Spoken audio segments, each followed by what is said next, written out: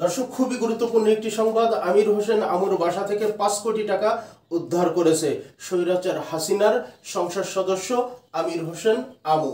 তার বাসা থেকে ৫ কোটি টাকা উদ্ধার করেছে সেনাবাহিনী, পুলিশ এবং ফায়ার সার্ভিসের সদস্যরা। একটি মেসেজ এই প্রসঙ্গে যাওয়ার আগে একটি মেসেজ দেই। এই দেশটাকে ধ্বংস করে দিয়ে গেছে, এই দেশের অর্থনীতিকে পঙ্গু করে দিয়েছে, সব বিদেশে পাচার করে দিয়ে গেছে স্বৈরাচার হাসিনা। দেশকে খাদের ভিতরে ফেলে রেখে পালিয়ে চলে গেছে। এই অবস্থা থেকে ঘুরে দাঁড়াতে আমাদের যথেষ্ট মূল্য দিতে হবে। সম্প্রতি আমাদের যে বিজয়, এই বিজয় কিন্তু পরিপূর্ণ হবে তখনই যখন গণতান্ত্রিক সরকার এই দেশ পরিচালনা করবে, সুষ্ঠুভাবে মানুষ কথা বলতে পারবে, মানুষের অধিকার ফিরে পাবে।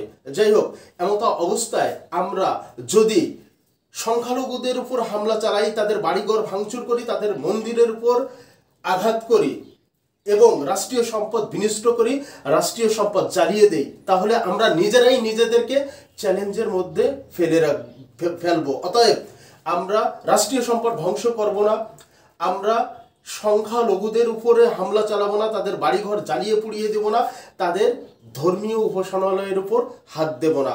যদি কোনো সংখ্যালঘু স্বৈরাচারের শক্তিতে শক্তিমান হয়ে কারোর উপর অত্যাচার করে থাকে, জুলুম করে থাকে, নির্যাতন করে থাকে, তাহলে রাষ্ট্রীয় আইনে যে বিচার হয় সেটি হবে। এবার প্রসঙ্গে আসি।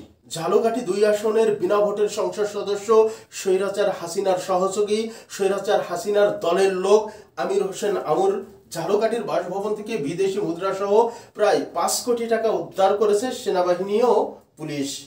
পুলিশ জানায়, সোমবার ৫ই আগস্ট দিবাগত রাত 12:30টার দিকে ঝালকাঠি শহরের রোনালসে রোডের আমির হোসেন আমুর বাসভবনে আগুন নেভাতে এসে ফায়ার সার্ভিসের সদস্যরা লাকেজ ভর্তি এই টাকা দেখতে পান। পরে বিষয়টি সেনাবাহিনী ও পুলিশকে জানালে তারা এসে লাকেজ ভর্তি এই টাকা উদ্ধার করেন।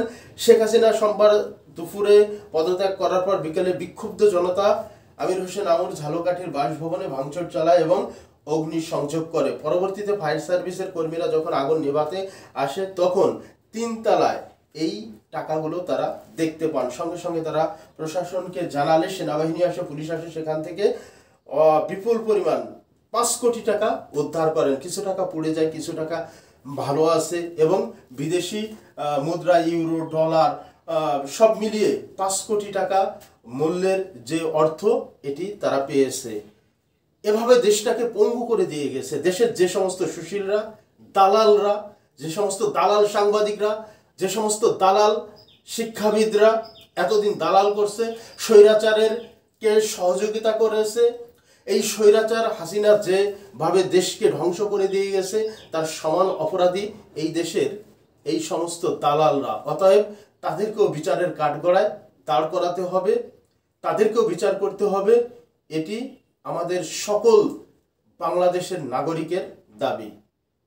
সর্বশেষ আবারও বলতে চাই, কোনো সরকারি স্থাপনার প্রতি আমরা হাত দেব না, সংখ্যালঘু সম্প্রদায়ের উপর অত্যাচার, জুলুম, নির্যাতন করব না, তাদের বাড়িঘর হামলা করব না, তাদের ধর্মীয় উপাসনালয়ে, মন্দিরে হামলা করব না, আমাদের সম্প্রীতি, আমাদের ধর্মীয় সম্প্রীতি বিনষ্ট করব না, আমরা আমাদেরকে চ্যালেঞ্জের মুখে ফেলব না।